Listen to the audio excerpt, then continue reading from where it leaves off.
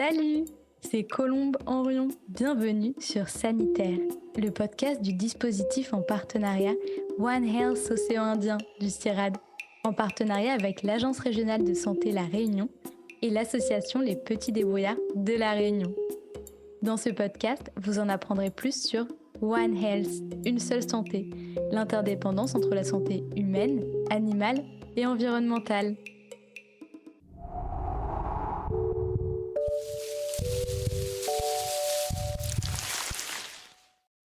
De plus en plus d'individus savent à quel point les pollinisateurs, les arbres ou encore les océans sont primordiaux pour la survie des êtres vivants.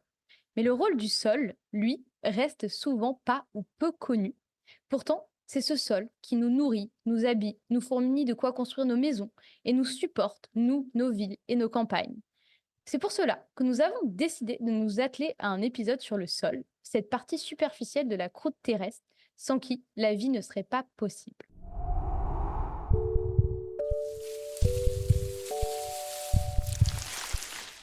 L'ADEME, l'Agence de l'environnement et de la maîtrise de l'énergie, estime que plus de 60% des sols du monde sont déjà dégradés par les activités humaines telles que l'érosion, la déforestation, la pollution ou encore la surexploitation.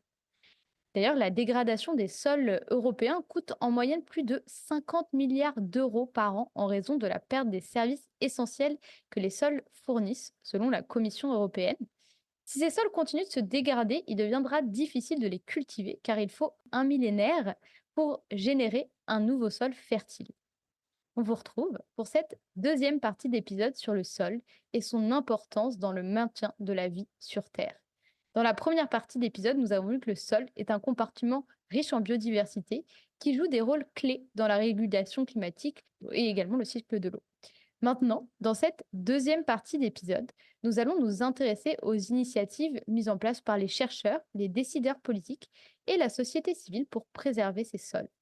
Pour cela, nous retrouvons Marc-André Sellos, microbiologiste et spécialiste des sols, professeur au Musée national d'histoire naturelle à Paris et membre de l'Académie d'agriculture de France. Rebonjour Marc-André. Rebonjour. Mathieu Bravin, agronome, biogéochimiste, spécialiste de la contamination des sols agricoles et chercheur au sein de l'unité recyclage et risque du CIRAD. Rebonjour Mathieu. Bonjour à tous les trois.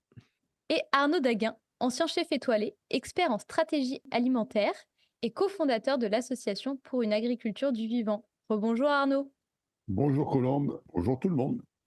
Dans la première partie de cet épisode, nous avons vu que les contaminants présents dans le sol circulaient et pouvaient se retrouver dans l'eau, dans l'air et également chez les êtres vivants. Mathieu Bravin, au sein de l'unité recyclage et risque du CIRAD, vous avez développé le rhizotest qui permet d'évaluer le risque de transfert des contaminants du sol vers les plantes cultivées. Pouvez-vous nous en dire plus ? Oui, alors pour en dire plus, il faut revenir sur l'état de santé des sols, par exemple, fait à l'échelle de l'Union européenne continentale, qui indiquait que plus de la moitié des sols européens seraient dégradés, alors pas que par des problèmes de contamination. Il faut savoir que ce chiffre-là, il ne fait pas aujourd'hui l'objet d'un consensus parfait au sein de la communauté scientifique. Par contre, il n'y a pas de doute qui souligne l'importance d'être en mesure d'évaluer cet état de santé des sols et les différents critères de santé des sols. L'Union européenne en a par exemple défini une quinzaine, dont certains qui sont directement reliés à la problématique de contamination des sols. Et en fait, il y en a trois qui sont le niveau de contamination des sols en cuivre, par exemple qui est apporté par les traitements avec la bouillie bordelaise, en maraîchage ou en viticulture, par le zinc, qui est plutôt issu des eaux de lixiviation de nos toitures ou d'industries qui émettent ça dans l'atmosphère, ou encore du mercure.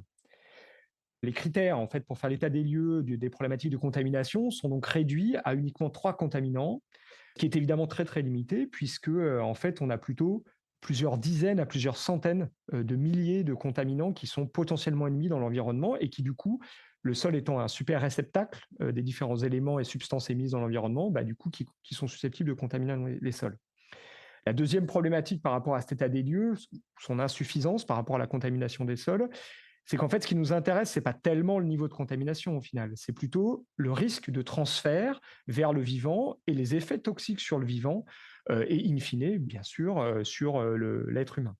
Et c'est dans cet esprit-là qu'on a développé cet outil, le rhizotest, qui permet de mesurer au laboratoire, dans des conditions standardisées, donc c'est-à-dire pas parfaitement représentative, mais suffisamment représentative des conditions de terrain, le transfert du sol à la plante des contaminants et le risque, du coup, à la fois d'effets toxiques sur la plante et donc d'altération de la capacité productive du sol vis-à-vis de l'agriculture, mais également du risque de contamination des denrées alimentaires d'un point de vue de la toxicité humaine. Donc les contaminants sont l'un des nombreux défis auxquels font face les sols. Nous allons donc maintenant nous pencher sur les leviers de restauration de ces sols. Jachère, matière organique, réduction des labours, on en a déjà mentionné certains dans la partie 1. Marc-André Sellos, pouvez-vous nous parler des techniques de régénération du sol et notamment du 4 pour 1000?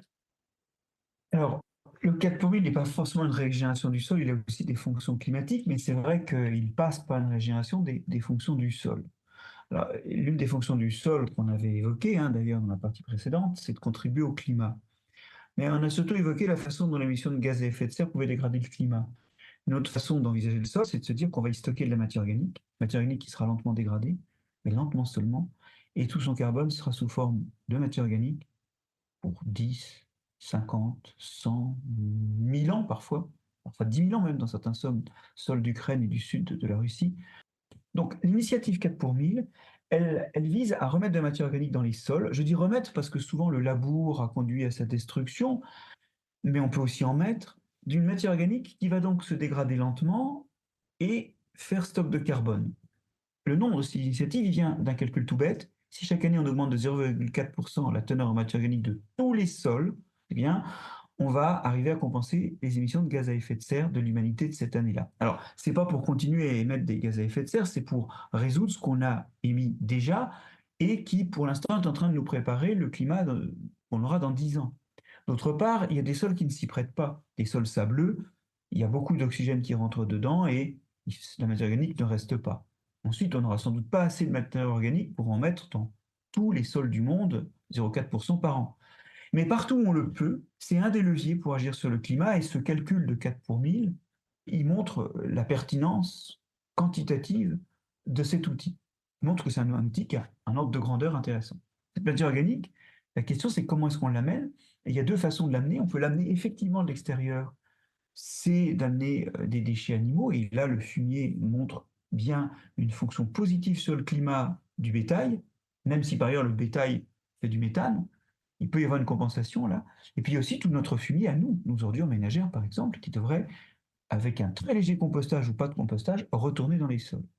Ça, c'est la quantité qu'on peut apporter de l'extérieur, mais on peut aussi utiliser nos sols en hiver. On est habitué à avoir des sols nus en hiver, c'est complètement aberrant par rapport à l'érosion, et on peut très bien y faire grandir des plantes qu'on détruira avant les récoltes suivantes et dont la matière organique viendra s'ajouter au sol.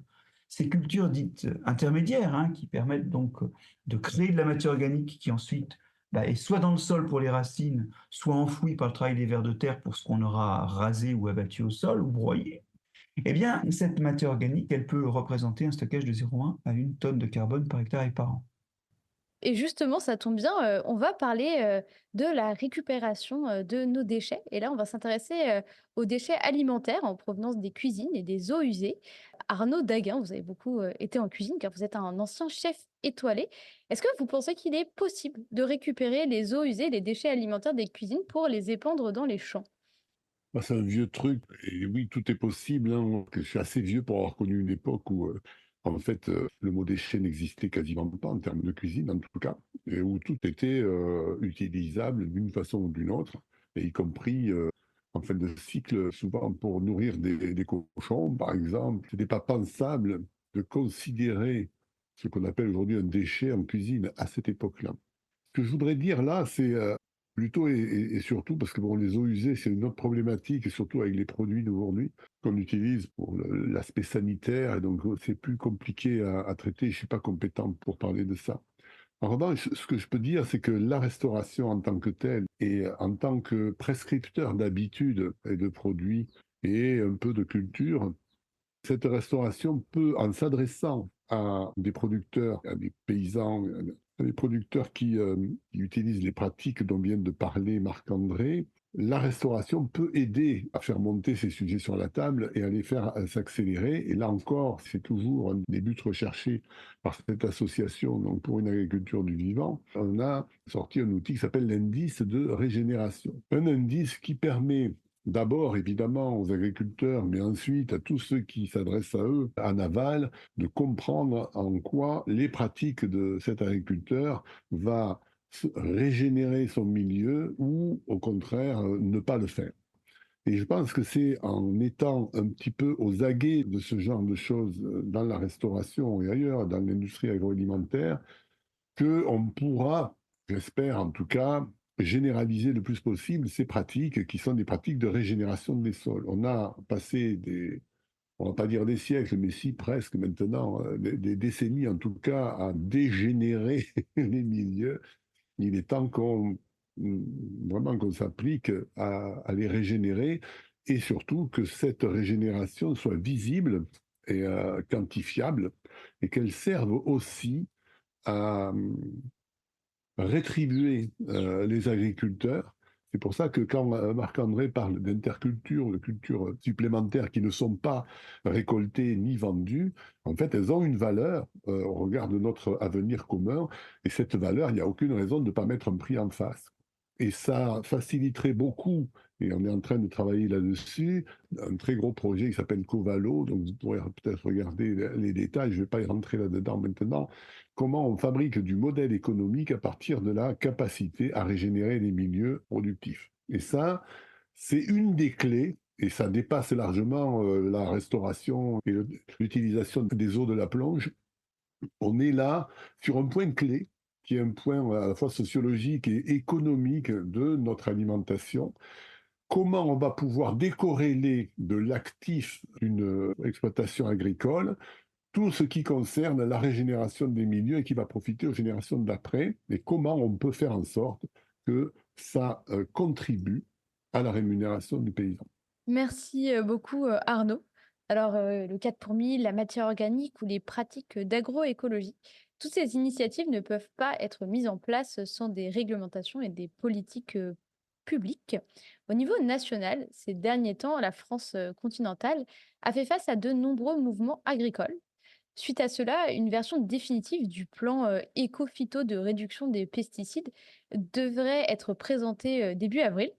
Le gouvernement entend abandonner l'indicateur actuel pour mesurer la diminution de l'utilisation des pesticides, qui s'appelle le NODU. Les associations environnementales défendent cet indicateur, mais l'industrie des pesticides et le syndicat agricole FNSEA le contestent. À la place, le gouvernement prévoit d'utiliser l'indicateur européen HRI1.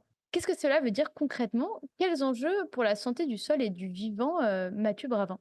Alors, la première des choses, c'est que je ne travaille pas spécifiquement sur les pesticides et encore moins sur les indicateurs qui sont utilisés. Cependant, donc, les éléments de réponse que je peux apporter ici sont donc issus plutôt de lectures que j'ai eues et je vais conseiller un article qui me semble faire vraiment référence, un article récent de vulgarisation qui a été publié le 21 février 2024 sur le média en ligne gratuit qui s'appelle The Conversation et qui a surtout été publié par une quinzaine d'auteurs qui sont des membres du conseil scientifique et technique du plan Éco-Phyto, qui sont des scientifiques d'instituts techniques, d'instituts de recherche français, qui travaillent depuis souvent 10 ou 20 ans sur ces questions-là, si ce n'est plus, et qui sont indépendants dans la prise de position qu'ils prennent sur cette question-là. Voilà, donc ils ne servent ni les intérêts des associations environnementales, ni ceux du gouvernement, ni ceux des syndicats agricoles.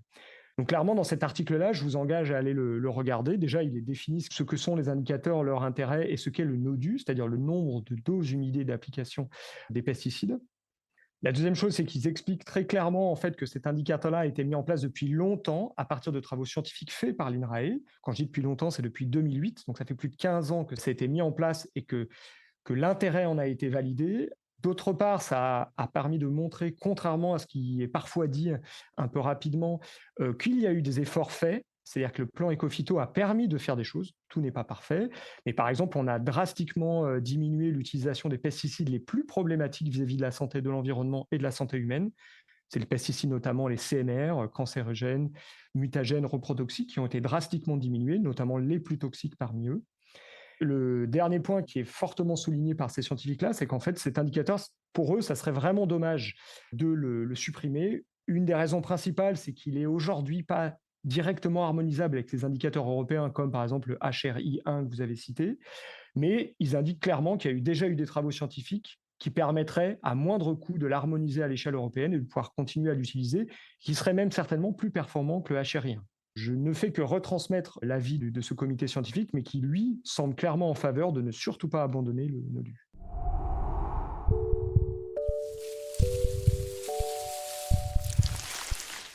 Outre l'impact de l'agriculture sur les sols, il y a aussi l'enjeu de l'urbanisation qui joue sur la santé des sols et notamment ce que l'on qualifie d'artificialisation des sols, qui selon l'INSEE est la transformation d'un sol à caractère agricole, naturel ou forestier par des actions d'aménagement pouvant entraîner son imperméabilisation totale ou partielle. La France vise à atteindre zéro artificialisation nette des sols d'ici 2050. Votre avis sur la question, Arnaud Daguin? Ce que je pense, c'est que l'enfer est pavé de bonnes intentions. Ceci est une bonne intention. Il y a dans cette propension jacobine en France à vouloir réglementer d'en haut, sans vraiment regarder le détail de la mosaïque des cas particuliers d'en bas, quelque chose d'assez oppressant et de contre-productif relativement souvent. Donc moi j'habite dans un village de 600 habitants ici, qui s'appelle Castelnau-Barbarins, dans le Gers. Et aujourd'hui, si vous discutez avec le maire de la pertinence du zéro artificialisation nette, de ses conséquences sur sa commune, ben, ça ne marche pas du tout et que ça rend absolument pas service à la population, ni maintenant, ni plus tard. Ceci dit, il faut évidemment comprendre que si on en est à cette volonté-là, c'est qu'on a compris que notre façon d'utiliser les sols était complètement débile, quoi. Et ça, c'est vrai. Il suffit de se promener dans les petites villes ou dans les villes moyennes, ou même dans les métropoles, pour voir que toutes les zones artisanales ou d'activité qui sont bétonnées et goudronnées à satiété sont en général placées sur des sols relativement plats, c'est-à-dire en fait les meilleurs pour cultiver, donc au bord des rivières, des sols limoneux, des sols fertiles. On voit bien qu'on a été complètement crétin sur des dizaines d'années pour cette utilisation des sols et que donc aujourd'hui, il faudrait réfléchir un peu plus intelligemment. Bon, ça c'est moi qui parle, c'est pas l'association pour une agriculture du vivant, c'est moi Arnaud Daguerre, vieil anarchiste de base. Si on commence à compter sur l'interdiction et sur l'obligation pour obtenir des résultats, on voit où ça nous mène. Mais ça nous mène exactement là où on est aujourd'hui, puisqu'on ne fait que ça depuis au moins Louis XIV, même peut-être Henri IV. Donc, ce n'est pas par la coercition qu'on arrivera, à mon sens, à occuper une place cohérente dans le vivant, nous, humanité, c'est plutôt par une conscience et une compréhension. Alors, je sais que ça paraît un peu angélique de parler comme ça, et qu'il faut toujours avoir le bâton pour amener les oies, mais je n'en reste pas moins persuadé que ce n'est pas avec des réglementations dures et des lois de ce type qu'on arrivera à des résultats satisfaisants. Voilà, ça c'est mon avis personnel.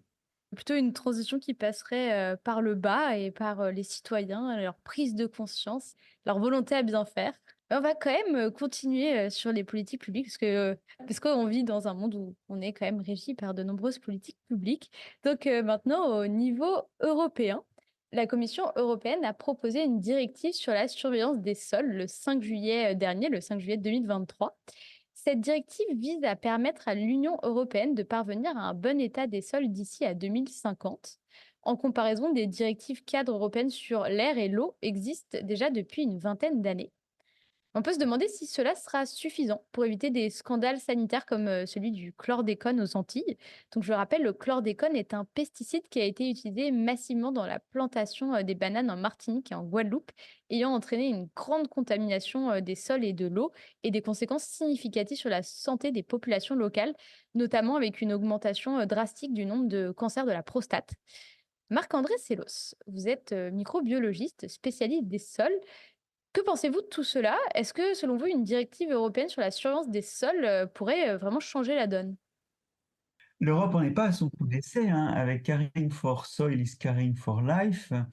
Elle visait 75% de sols en bonne santé en 2030. Et Mathieu indiquait que les chiffres sont discutés, mais on est plutôt en ce moment sur 60% des sols pas en bonne santé en Europe. Donc, il y a eu toujours un souci en Europe.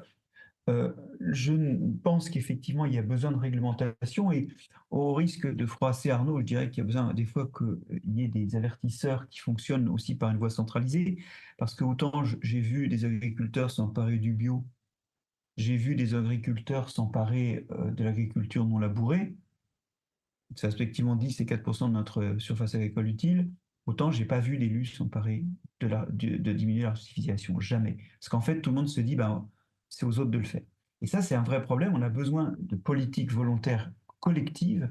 Ça n'empêche pas que l'atterrissage local est difficile, hein, des fois, mais on a vraiment besoin de ça. Or, aujourd'hui, si on examine ce qui se passe en Europe, on a un délitement de la volonté, on le voit très bien au niveau des réserves naturelles, hein, et des textes de loi qui ont été repoussés finalement aux calendes grecques sur les réserves naturelles ou le paquet REACH qui devait réexaminer les produits toxiques et les listes de produits qu'on pouvait commercialiser et utiliser, qui a été aussi reporté aux calendes grecques. On a vraiment une Europe qui baisse les bras. D'ailleurs, souvent pour des raisons de populisme, c'est-à-dire bassement électoraliste. Quand je dis bassement, c'est qu'en gros, on sacrifie le long terme au court terme. Et aujourd'hui, ce qu'on voit, c'est que les projets de loi sur les sols sont en discussion entre le Parlement et la Commission, qui ont des exigences assez élevées, et des gouvernements qui sont en train de dézinguer le projet initial. En d'autres termes, les projets de réglementation européenne sur les sols se heurtent à un problème de courage politique actuellement. Et ce courage politique, je reprends ça, n'est pas du tout corrigé au niveau national, où en général, les législations et les envies sont bien moins exigeantes. Donc moi, je suis très inquiet de voir que bien que l'Europe se soit toujours occupée des sols, elle le fait avec une ambition qui décroît et qui n'est absolument pas compensé par les pays membres. En d'autres termes, moi je, moi je vais vous dire mon modèle sur ce qui va se passer. On va continuer à artificialiser, on va continuer à mettre les pesticides dans les sols parce que notre but c'est de nourrir le monde et on le nourrit au prix d'une pollution éternelle dans nos sols. Le lin d'âne a été interdit en 98 et la moitié des Français en contiennent encore dans leur sang. Bon, on va avoir une espèce de vaste friche industrielle qui aura nourri le monde. Et puis alors après, nos descendants, ben, ils géreront les toxines. Le climat va changer. Oh, on va s'apercevoir qu'on n'a plus de sol.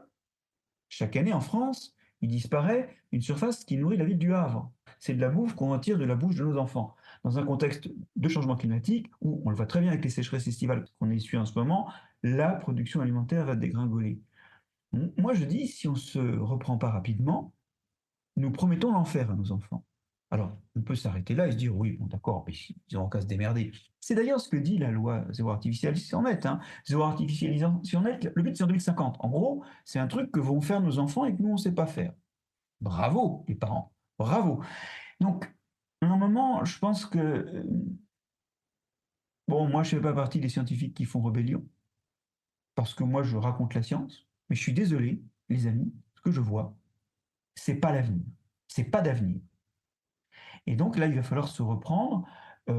Et en particulier, il y a des élections européennes qui traînent dans l'air. Il faut aller voter pour ceux qui représenteront les intérêts de nos enfants.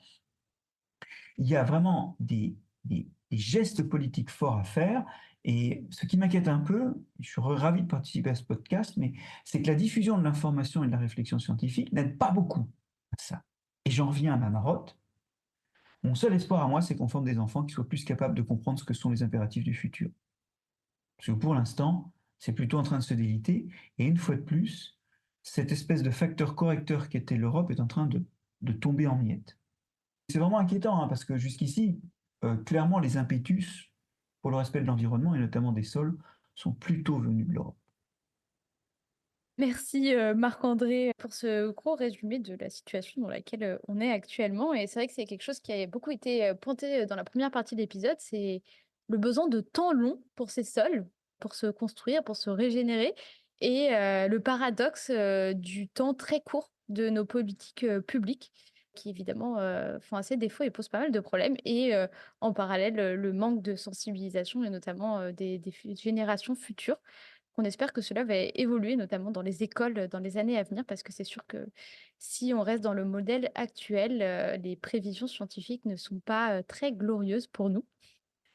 Maintenant, après s'être intéressé à l'échelle nationale et européenne, on va s'intéresser à l'échelle mondiale. Mathieu Bravin, dans une interview du CIRAL, vous avez expliqué qu'à l'échelle mondiale, il existait 350 000 substances susceptibles d'être émises dans l'environnement et de devenir des contaminants. Sur ces 350 000 substances, seuls 6% auraient fait l'objet d'études scientifiques ces 50 dernières années. Mais alors, quels sont les freins à plus de suivi sur la santé des sols? Bon, c'est la première chose, c'est de dire ces chiffres-là alimentent ce que dit Marc-André sur le fait que les faits scientifiques ont plutôt tendance à étoffer un nécessaire cri d'alerte par rapport à un certain nombre de menaces qui pèsent sur l'environnement et notamment sur les sols. Donc le chiffre que vous avez dit, oui, en gros, on oscille entre 250 000 et 350 000 substances inventoriées, substances chimiques inventoriées, qui sont produites, utilisées dans le monde et donc potentiellement émises in fine dans l'environnement. Et effectivement, une étude bibliographique a suggéré qu'il y en avait environ seulement 20 000 qui auraient fait l'objet d'études scientifiques. Donc ça ne veut pas dire qu'elles sont parfaitement connues, mais au moins il y a eu quelques études scientifiques sur 20 000 d'entre elles, donc seulement 5 à 10 on va dire. Les freins à ça, à mon avis, il y en a trois principaux. Le premier, qui fait écho à ce qu'on est en train de discuter, c'est le frein réglementaire. C'est les auteurs qui soulignent ça. Ils le disent, hein, pour qu'il y ait des inventaires qui puissent être faits, c'est-à-dire qu'il y ait remontées d'informations sur les substances chimiques qui sont produites, utilisées un peu partout dans le monde, il faut des réglementations qui contraignent notamment les industriels à faire remonter ces informations-là. Et ça, clairement, ça manque. Donc ça, c'est un premier frein, c'est des réglementations qui, partout dans le monde, permettent de faire ça. Le deuxième frein, c'est un frein financier où les mêmes auteurs disent clairement qu'il faudrait probablement déporter une part non négligeable des investissements qu'on fait aujourd'hui pour inventer, produire de nouvelles substances chimiques vers le financement d'études pour étudier les conséquences sanitaires, environnementales de l'émission dans l'environnement de ces substances, de celles qui sont déjà existantes. Voilà. Clairement, du coup, ces moyens-là, ça seraient des moyens supplémentaires pour la recherche, évidemment pour une recherche indépendante, d'évaluer les risques sanitaires et environnementaux qui sont aujourd'hui pas en mesure de le faire de manière suffisamment exhaustive. Le troisième et dernier frein, il est plutôt lui lié, et je pense que là c'est la communauté scientifique qui doit un peu s'interroger sur son fonctionnement et chercher à l'améliorer, c'est le fait que ces thématiques-là, je pense que c'est au cœur du concept de santé unique, One Health, c'est la nécessaire interdisciplinarité. Ce qu'on peut remarquer, c'est qu'en fait, cette notion de santé unique, elle a quand même aujourd'hui été quand même beaucoup trustée par les sciences médicales, enfin reliées au domaine médical, et que les sciences de l'environnement sont quand même restées encore un parent pauvre. Et je dis les sciences de l'environnement, mais en fait, j'inclus aussi à travers ça les sciences humaines et sociales, c'est-à-dire le regard en termes sociologiques qu'on peut jeter sur cette problématique de santé unique. Et clairement, aujourd'hui, plus que jamais, on a besoin d'une interdisciplinarité, voire d'une transdisciplinarité très forte entre les différentes disciplines scientifiques. Et ça, c'est largement perfectible.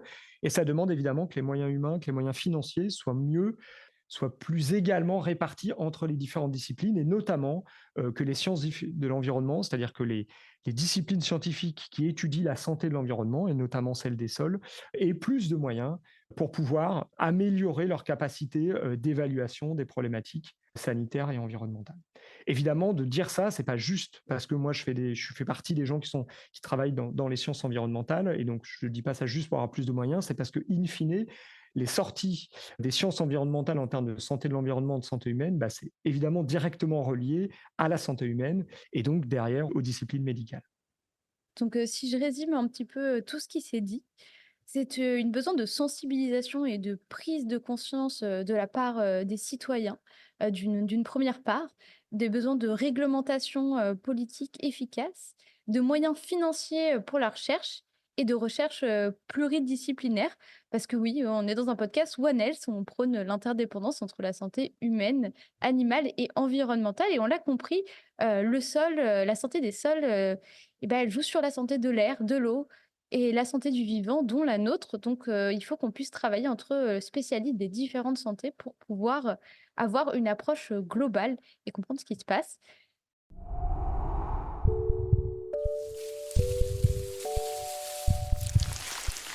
Maintenant, j'aimerais faire un petit rétrospectif dans le passé. Donc, pour ça, je vais vous faire écouter un extrait d'une archive de 1951 sur la fertilité de la Terre. La vie sur la Terre nous est venu du sol. Des millions d'années passèrent. Il y eut de petits animaux comme ce lézard. Quand ils mouraient, leur corps ainsi que les feuilles et les tiges des premières plantes devenaient partie intégrante du sol qu'ils rendirent plus tendre et plus riche. Il fallut cependant d'autres millions d'années avant que des animaux et des plantes toujours plus grands poussent, meurent et tombent sur le sol afin de produire notre tendre et riche terre meuble actuelle. Quand nous l'examinons d'assez près, à l'aide du microscope, nous pouvons voir les minéraux et les produits chimiques et les bactéries qui s'y trouvent, ainsi que les êtres minuscules qui la font vivre, car ils n'aiment pas les couches inférieures.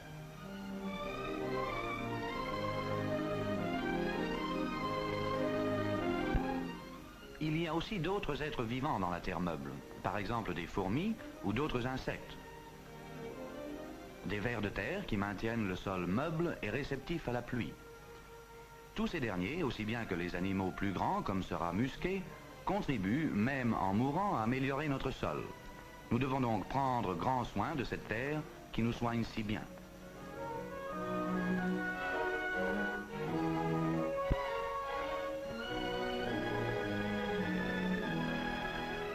Elle le fait en transformant ces produits chimiques et minéraux en ces magnifiques blés d'or qui nous donnent notre pain de tous les jours, nos biscuits, nos gâteaux, nos gaufres.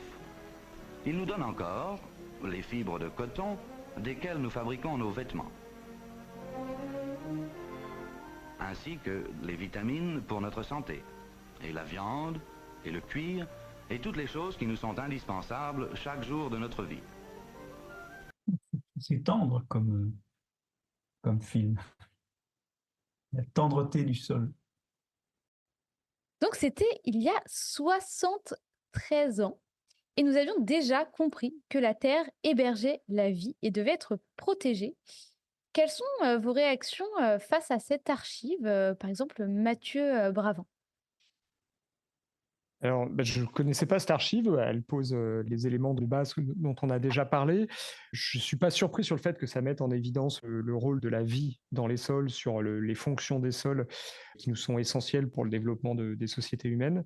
Oui, ce qui est assez marrant, c'est à un an près, là, en 1952, il se trouve qu'il y a un chercheur américain, Salman Waxman, qui a eu un prix Nobel de médecine pour la découverte d'un antibiotique, en l'occurrence la streptomycine, qui est évidemment fait partie des révolutions de la médecine du XXe siècle.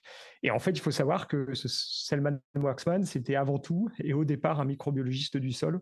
Et donc, en fait, que ces grandes découvertes de la médecine, parce que la production d'antibiotiques n'est pas quelque chose qu'a inventé l'être humain, c'est quelque chose qui se passe tous les jours au sein des sols. Déjà à cette époque, c'est-à-dire dans la première moitié du XXe siècle, et ben, en fait, la microbiologie du sol était déjà une thématique importante et on utilisait déjà les connaissances, notamment sur la microbiologie du sol, pour le bien-être du développement des sociétés humaines. D'accord. Est-ce que Marc-André ou Arnaud, vous voulez réagir à cette archive? Moi, je peux dire un mot. Il y a quand même un moment vers la fin où on nous dit que tous les produits qu'on met dedans se transforment en blé blond. Bon, il y a quand même il y a une prise de conscience que c'est vivant, qu'il faut le respecter, mais enfin, ça reste très théorique. Je dirais que pour moi, il y a quand même une date clé, un premier rendez-vous raté, puisqu'on parlait de rendez-vous raté, Mathieu reprenait la même veine avec la science, c'est quand une biologiste marine, quelqu'un qui fait de la biologie marine, abandonne son travail et se met à écrire parce qu'elle réalise quelque chose qui ne va pas dans les écosystèmes terrestres. Elle s'appelle Rachel Carson et elle écrit Le Printemps silencieux. Et quand vous relisez Le Printemps silencieux de 1962, vous avez une critique déjà très très exacte, avec des tendances, des craintes qui se sont avérées vraies ensuite. C'est pas nouveau, mais il y a souvent eu, et là les scientifiques sont responsables, une approche de la biodiversité un peu, oh, c'est un trésor esthétique, c'est beau, on fait des beaux films sur les animaux, des beaux films sur les plantes. Oui, alors les plus vieux d'entre nous se souviennent des reportages à la Christian Zuber, hein, bon, il y a effectivement eu une incapacité à faire une vulgarisation ancrée dans le réel. On fait souvent une vulgarisation scientifique qui est basée sur des découvertes récentes. On oublie complètement que les gens sont à la traîne parce qu'il y a tout un tas de trucs acquis anciennement qu'ils ne manipulent pas et dont ils ne savent pas dans le quotidien faire de la santé ou des choix politiques. Ce n'est que récemment que les scientifiques se sont aperçus qu'ils avaient quelque chose à dire sur la vie des gens, sur la vie citoyenne, sur la vie démocratique. Les scientifiques ont donc parfois eu du mal à comprendre que la vulgarisation qu'ils devaient faire, c'était pas celle des dernières nouvelles de la science, mais réellement celle qui est une explication du monde et qui permet des choix citoyens, des choix pour la santé. Et dans ce film, ben, la nature est belle. Et il faut la respecter parce qu'elle nous nourrit. Mais comment on la respecte? Comment on fait concrètement? Quels sont les problèmes? Quelles sont les actions citoyennes? Et puis au fait, pourquoi le fait que ce sol soit en bonne santé, ça nous concerne? Tout ça, on le sait déjà un petit peu, mais ça ne transparaît pas. C'est vraiment raté ce genre de film. C'est raté. C'est ce qu'on veut pas. Ce qu'on veut, c'est de l'explication qui est empathique avec celui qui écoute, c'est-à-dire qui rentre dans sa vie et lui permet éventuellement de choisir de faire autre chose. Et c'est important parce que dans le discours où on dit que la société n'écoute pas la science, il faut aussi interroger sur la façon dont la science parle à la société. Complètement. Éviter d'avoir des approches en silo et vraiment faire en sorte que les chercheurs et les citoyens communiquent plus et comprennent plus les citoyens, c'est vraiment quelque chose d'important. Est-ce que, Arnaud, vous avez envie de rajouter quelque chose sur l'archive? Un petit bout de quelque chose encore plus vieux que ce qu'on vient de voir et à mon sens peut-être plus accessible pour les gens si jamais ils le lisent. Il s'agit des écrits d'un hobereau gascon qui a vécu entre la fin du 19e et le début du 20e siècle. Donc un propriétaire terrien du côté de Nogaro, à Manciette, dans le Gers, qui écrivait dans la revue des Deux Mondes. On a fait de quelques-uns de ses articles un livre qui s'appelle Le livre de raison. Et dans ce livre, à un moment donné, il discute avec un de ses métayers, ils sont à cheval, et il parle des rendements passés des productions de leurs grands-parents et de leurs parents, et du fait qu'ils n'arrivent plus à obtenir ces rendements-là, notamment sur des céréales. Et il se pose la question, on est en 1923, je crois, de mémoire, et il se pose la question de savoir si le fait de labourer plus profond, c'est-à-dire d'utiliser les fameux coutres d'Avignon, qui étaient des nouveautés à l'époque et qui étaient tirés par 6 paires de bœufs, c'était quand même quelque chose, pour soulever des mottes de 40 cm. Et il se pose la question de savoir si, par hasard, il ne serait pas en train de blesser, comme ils le disent eux, hein, la terre, de l'appauvrir en la maltraitant de cette façon-là. Et si peut-être cet organisme, la terre, que eux, en tant que propriétaires terriens, reconnaissent comme étant une vraie entité, elle ne serait pas en train de mal réagir à ces mauvais traitements. Et je pense que c'est une autre façon d'aborder le problème, beaucoup moins scientifique, c'est sûr, mais qui peut-être à la portée de plus de gens émotionnellement. Alors, vous me direz, ça fait des siècles, des millénaires que ça dure et qu'il y a des populations, des peuplades, des ethnies qui ont respecté les sols à un point tel qu'ils n'y touchaient pas du tout. Et puis il y a nous aussi, dans notre Occident, où il a fallu nourrir tout le monde, etc., blablabla. Donc, peut-être qu'une des façons aussi de toucher les gens sur cette conscience-là, c'est de les toucher au cœur et pas forcément que au cerveau. Ouais, non, mais c'est intéressant de constater à quel point en fait il y a quand même une prise de conscience, même si elle n'est pas forcément scientifique comme vous dites, mais quand même une certaine forme de prise de conscience qui est là depuis quand même un certain nombre d'années. Et finalement, il y a encore quand même plein de gens. Ouais, ouais, mais à côté de ça, il y a encore plein de gens qui savent pas ce qu'il y a dans un sol et qui se rendent pas compte de l'importance du sol. Donc ce paradoxe est assez impressionnant. Enfin, voilà, c'est vrai que se dit il y a 73 ans, bon, en fait, on savait déjà qu'il y avait des microbes dans le sol, on savait déjà que la vie du sol, elle était super importante. Et en fait, on en est là 73 ans plus tard. Donc bon, ça pose pas mal de questions. Donc, justement, on va parler de ces connaissances. Ces connaissances, parfois, les consommateurs, n'ont pas forcément le temps de les acquérir, en tout cas, des connaissances poussées sur la biologie, j'entends. Donc quand ils vont faire leurs courses, ils vont pas forcément, maîtriser, toutes les interactions, bactéries, champignons, plantes et autres. Bon, je connais votre avis sur la question maintenant, mais je pose quand même ma question. Label, démarche de qualité, étiquette, selon vous, Arnaud Daguin, alors, comment peut-on, guider les consommateurs dans leur choix de consommation? Vous nous en avez déjà un petit peu parlé plus tôt, qu'est-ce que vous voulez nous dire de plus là-dessus? Je vais vous raconter une anecdote rapide. Quand j'étais au Pays Basque, j'avais la chance d'avoir des chevaux à la maison. J'ai toujours vécu plus près des chevaux. Pas forcément pour monter dessus d'ailleurs, mais leur fréquentation m'a toujours plu. Et j'ai eu la chance d'avoir une naissance de petit poulain. Et ce petit poulain, je l'ai vu naître. et je l'ai vu apprendre à manger. Et ça, c'est un sujet qui m'intéressait beaucoup parce que, comme vous le savez, c'est quand même le cœur de ma vie depuis longtemps. Et donc, j'ai vu qu'à côté du fait de téter sa mère, ce petit truc qui venait de naître de quelques jours auparavant commençait à apprendre à manger tout seul, comme un grand. Et tous mes voisins m'avaient dit, tu sais, Arnaud, là, tu as de la digitale pourpre, là, tu as ceci, là, tu as cela, ça risque d'empoisonner tes chevaux, tu sais pas ce que tu risques, franchement, tu es imprudent, tu devrais clôturer plus ou éradiquer ces plantes, etc., etc. Et bon, il se trouve que moi, je ne considérais pas les choses comme ça, et je regardais ce petit animal, et j'ai cru comprendre que dans sa façon, dans son apprentissage de son alimentation, hein, à côté donc du lait de sa mère, il goûtait absolument tout, mais alors absolument tout, comme font tous les poulains. J'ai eu l'impression que cet animal fonctionnait avec un sens qu'on aura peut-être eu et que peut-être on a perdu, qui est celui d'une sorte de proprioception alimentaire qui fait que dès qu'il goûtait quelque chose, bien, quelque part en lui, quelque chose savait s'il fallait qu'il y retourne ou pas, si ça lui faisait du bien ou pas, si c'était en train de mal se passer ou de bien se passer. J'ai eu cette certitude en le voyant faire et ça a changé ma vision de l'éducation alimentaire telle que je l'avais autrefois, quoi.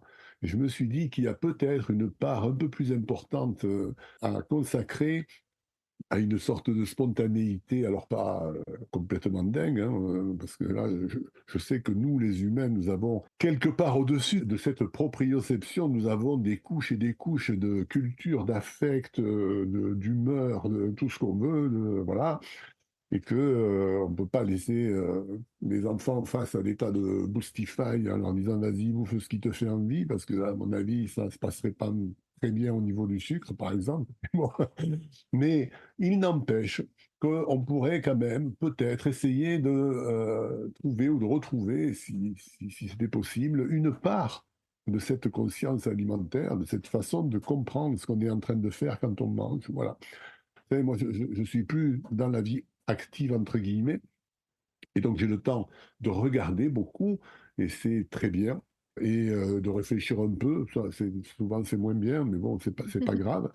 Et en fait, je suis de plus en plus persuadé que ce n'est pas seulement la science et la connaissance en tant que telle qui nous sortira de nos problèmes, parce qu'on voit bien ce que ça donne là depuis des siècles, quoi, hein. On voit bien que la raison cartésienne, ben, en fait, au long terme, elle a tort. On voit bien que c'est pas seulement ces amas de connaissances, parce que plus on ouvre des portes en science, et vous le savez, plus on tombe sur d'autres portes et sur l'inconnu. Il y a peut-être une autre façon pour l'humanité d'être vivant et d'avoir des rapports au monde vivant légèrement différents. Le problème de ça, c'est que ça remet en cause nos façons de vivre d'aujourd'hui et que je ne suis pas sûr que l'humanité soit prête à changer à ce point-là. OK, donc en quelque sorte, se rapprocher de nos sens pour savoir, pour sentir ce qui est bon pour nous, au lieu de faire, confiance à des labels, ou d'autres, Peut-être pas au lieu, OK. mais en tout cas, cultiver ça ne ferait pas de mal, enfin, à quiconque, je pense, hein, voilà. OK. Bah, très intéressant, c'est une approche qui fait bien réfléchir. Donc, maintenant, on en arrive à la fin de cet épisode dans lequel, dans la première partie, nous aurons compris que le sol, est déterminant pour la survie du vivant et la nôtre. On aura compris dans cette deuxième partie que le sol avait besoin de plus de suivi, de plus d'argent dans la recherche, de politiques, publiques, plus strictes, et également, des citoyens, via leur choix de consommation, des citoyens via leurs choix électoraux, via leur sens et leur meilleure compréhension des aliments, du sol, de ce qui les entoure. Donc merci à tous les 3. Avant de nous quitter, est-ce que vous voulez ajouter quelque chose? Mathieu, on vous écoute. Oui, peut-être juste un mot, parce qu'on a beaucoup parlé de la santé des sols en laissant penser quelque chose qui me semble assez faux d'un point de vue des faits scientifiques, c'est que les sols sont fragiles, enfin sont un comportement de l'environnement qui est fragile. Or, au contraire, les sols sont plutôt un comportement de l'environnement qui est particulièrement résilient, c'est-à-dire qu'il est relativement résistant aux perturbations. Et c'est justement parce que malgré cette résilience des sols, on voit qu'il y a des perturbations qui dégradent une part de ses propriétés, des fonctions qu'il assure essentielles au développement des sociétés humaines, qu'il faut qu'on s'en préoccupe encore plus. Et non pas parce qu'il est fragile et donc comme un être humain fragile, il faut qu'on s'en occupe parce qu'on en a pitié. Non, au contraire, c'est parce que c'est un compartiment essentiel et qui, malgré sa forte résilience, montre des signes de faiblesse et donc ça veut dire qu'il faut qu'on se préoccupe de son état de santé. Merci pour cette clarification, Mathieu. J'ai vu que Marc-André, vous aviez aussi quelque chose à ajouter. Oui, ce que je pense, hein, c'est qu'on a très globalement perdu nos repères avec la nature. Et dans le prolongement de la réponse que faisait Arnaud, c'est difficile de comprendre exactement ce qui s'y passe. Par contre, il est vraiment important d'y être sensibilisé pour écouter la compétence que d'ailleurs on paye de nos impôts. Et c'est vraiment, là, je pense, une chose importante que d'essayer d'utiliser au maximum ce que les générations précédentes nous ont légué, notamment ce qu'elles nous ont légué de connaissances scientifiques par leurs impôts. Parce que on est dans un monde où on peut culpabiliser une génération d'avoir très mal fait les choses, mais elle a quand même investi dans un corpus scientifique qui vont au rendez-vous d'un certain nombre de pratiques empiriques, d'ailleurs, hein, dans plein de domaines. Finalement, ces générations, c'est la mienne, hein, qui ont mal fait les choses, elles ont au moins fait une boîte à outils pour l'avenir. Mais pas que cette boîte à outils reste à prendre la poussière dans un coin, il faut vraiment arriver à la sortir. Il y a une responsabilité de ma génération sur ce qui se passe en ce moment et sur les perspectives d'avenir qui sont assez négatives, mais il y a aussi des éléments de solution qui ont été assemblés par cette génération. Dans tout ce que la génération précédente, enfin les générations précédentes ont mis en avant, toutes les connaissances qu'on a. Vous avez déjà un petit peu parlé de tout ce qui est agroécologie, etc., autres modèles agricoles, entre autres, donc de se tourner là-dessus comme exemple pour essayer de tendre vers un monde plus sain pour l'environnement, pour les sols, le vivant et évidemment l'être humain qui fait partie du vivant. Donc maintenant, l'épisode touche à sa fin. Avant de nous quitter, est-ce que vous auriez une œuvre d'art, un film ou un livre sur la thématique de l'épisode à conseiller à nos auditeurs et auditrices? Alors, c'est pas pour lui servir la soupe, et c'est pas parce qu'il est là, mais quand même, il y a un bouquin fondateur pour moi dans mon regard sur le monde vivant qui a été un livre de Marc-André, donc qui s'appelle Jamais seul, qui est paru aux éditions Axte Sud et qui, pour moi, hein, dans mon regard sur le vivant, a été absolument essentiel. Et il y en a peut-être un autre que je peux conseiller qui est un livre de Ernst Zürcher, qui est un scientifique suisse et qui parle des arbres et qui s'appelle Les arbres entre le visible et l'invisible. Je crois que c'est toujours chez Actes Sud. Voilà. Donc là, c'est deux bouquins essentiels pour moi. Bon, il y en a évidemment d'autres. Tous les bouquins de Marc-André sont passionnants et érudits et avec plein d'humour. Mais le premier que j'ai lu, donc Jamais seul, c'est vraiment pour moi hein, une bonne façon de changer de regard, d'améliorer son regard sur le vivant. Je suis touché d'entendre ça. Je ne sais pas si l'amitié n'a pas inspiré plus de patience à Arnaud. On en aurait eu pour un autre, mais en tout cas.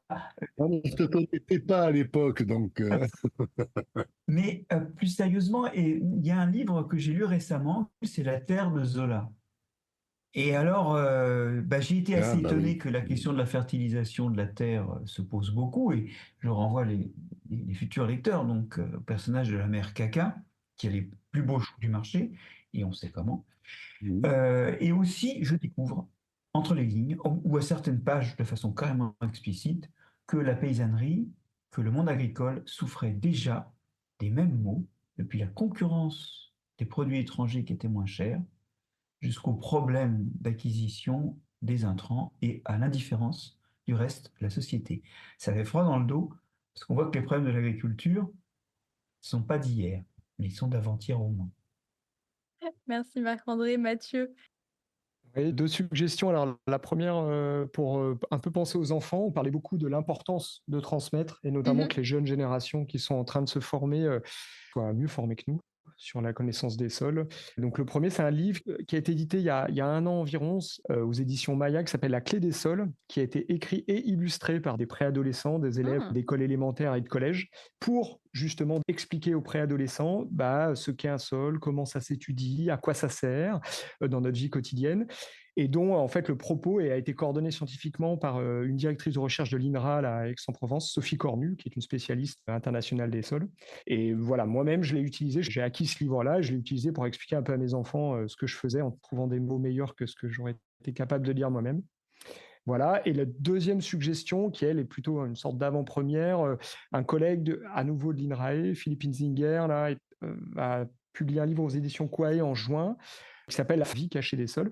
Donc ça fait également écho à ce qui a été dit sur le fait que les sols est quelque chose de peu perceptible. Et c'est un livre qui évidemment a pour but de sensibiliser plutôt un grand public un peu averti, ou en tout cas intéressé par le domaine de l'environnement et de la science, enfin, la vulgarisation scientifique. J'ai évidemment pas lu le livre puisqu'il n'est pas sorti, mais j'ai eu la chance de pouvoir voir le sommaire, et un bon mélange de rigueur scientifique et de vision humoristique sur le sol, donc j'en recommande la lecture. Moi, je vais faire comme Arnaud. J'ai lu la BD Sous terre à laquelle vous avez contribué, Marc-André. Et c'est vraiment une super BD où on comprend beaucoup de choses sur le sol. On va croire que vous êtes tous payés pour faire de la pub, là. C'est ça. Donc, merci à Marc-André Sellos, Mathieu Bravin et Arnaud Daguin de nous avoir éclairés sur la santé du sol et des êtres vivants. Vous venez d'écouter Sanitaire, le podcast du dispositif en partenariat One Health Océan Indien du CIRAD, en partenariat avec l'Agence régionale de santé La Réunion et l'association Les Petits Débrouillards de La Réunion. Si notre épisode vous a plu et que vous souhaitez en savoir plus sur l'interdépendance entre la santé des animaux, celle de l'environnement et la nôtre, abonnez-vous sur notre page. Vous pouvez aussi nous suivre sur Instagram, Facebook et LinkedIn. Cet épisode a été écrit, réalisé, enregistré et monté par moi-même, Colombe Henrion. Audrey Chaunette s'est occupée de l'animation sonore et Léa Charon de l'infographie. À très vite, bonne écoute.